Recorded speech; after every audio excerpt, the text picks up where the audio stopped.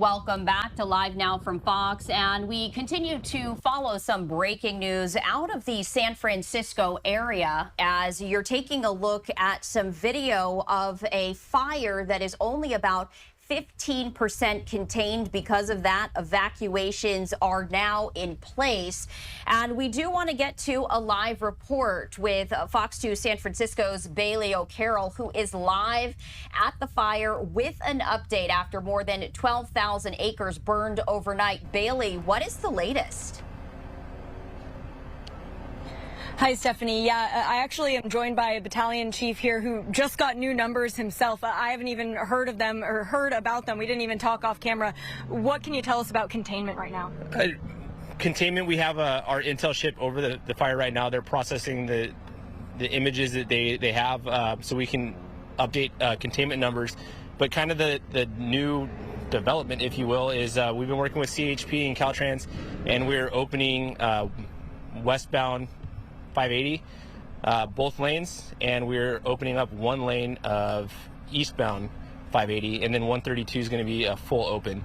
Chrisman and South Corral Hollow exits will still be closed just because we have so many firefighter personnel out there. We want to be safe. But for traffic and people that are commuting, we are opening 580. We just ask, please be cognizant. We understand that there was a fire. There's lots of stuff to look at, but there still is firefighters working on the side of the road. So please be heads up and be safe for our folks that are out there.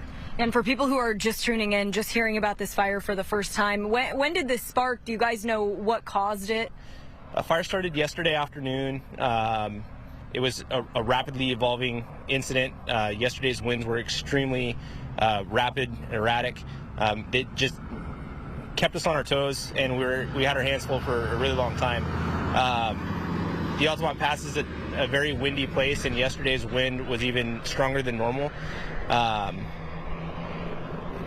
Today, obviously, we can tell much different conditions.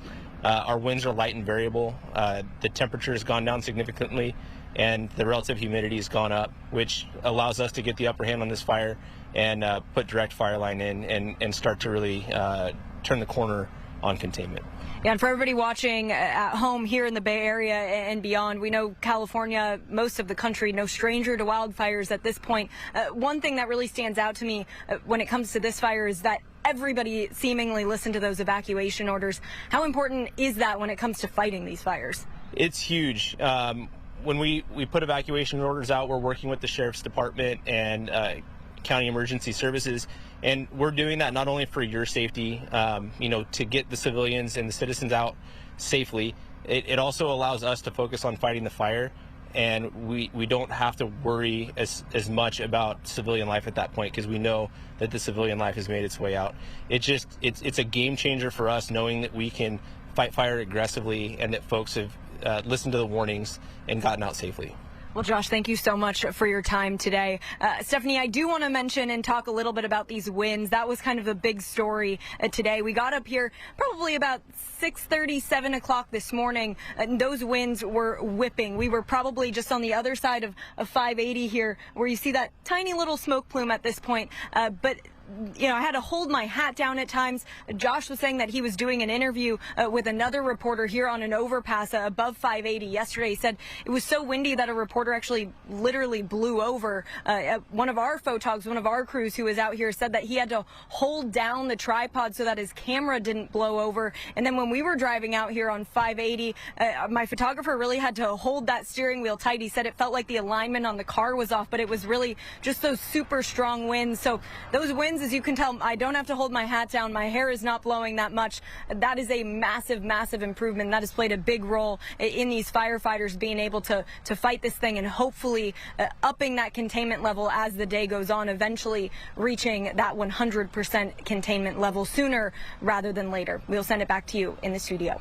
Absolutely, Bailey. Some good news there as the winds died down. Two questions for you. And again, I know that this is an ongoing breaking news situation and information continues to come in. Is there any indication as to what might have started this fire?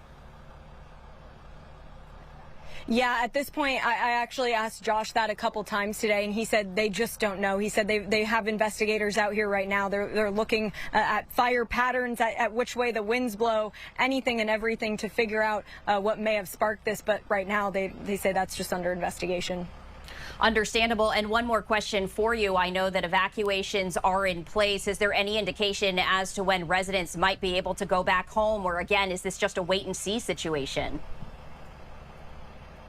I think it's a wait and see situation. Again, those weather conditions are improving, but you know, this area especially, these winds can change at any time. You can see they've kind of started gusting just a little bit right now. I will say probably a couple hours ago we were along 580 closer to some homes, and don't know if it was a resident, but we did see somebody who looked like a plainclothes civilian pull into a driveway, and they didn't leave, at least in the time that we were there. So whether that person lived there, didn't, or they were maybe allowed to just return home to grab something really quick with law enforcement kind of supervision, that could have been the case too. But at this point, those evacuation orders still in place. I can tell you that one of our other reporters who's also been working on this story says that they don't necessarily plan on issuing any new evacuation orders, but those evacuation orders that have already been set into the go phase do remain in place, at least for right now. And Bailey, just looking behind you, the color of the brush right there, or it's just brown. And I have to imagine that's a major concern, again, as the dry brush and the dry vegetation can absolutely quickly cause the flames to spread.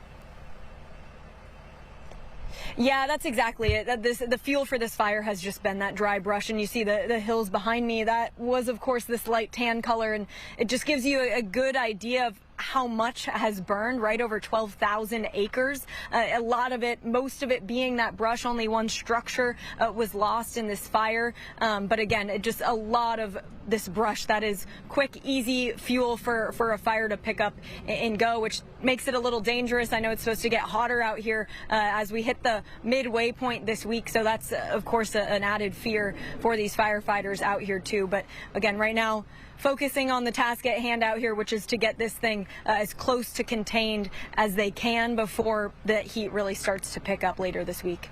All right, Bailey O'Carroll with our Fox 2 San Francisco team, thank you so much for that report.